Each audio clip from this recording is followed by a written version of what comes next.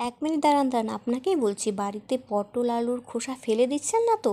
ফেলে না দিয়ে আজই বানিয়ে নিন পটল আলুর খোসা দিয়ে একটা ভর্তার রেসিপি। তো প্রথমে পটল আর আলুর খোসাগুলোকে ছাড়িয়ে ভিজিয়ে রাখতে হবে 1/2 ঘন্টার জন্য, ভালো করে ধুয়ে।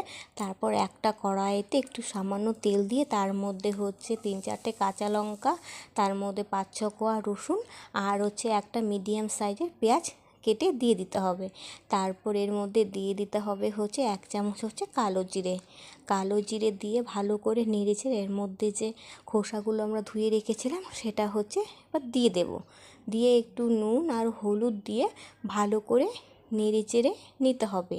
ভালো করে নেড়েচেড়ে নিয়ে 5-7 মিনিটের জন্য এটাকে ঢাকা দিয়ে রেখে দিতে হবে, যেন এটা ভালো মতো সেদ্ধ হয়ে যায়। তারপর 5 মিনিট পর ঢাকনা খুলে এটাকে এবার ভাজা ভাজা করে নিতে হবে।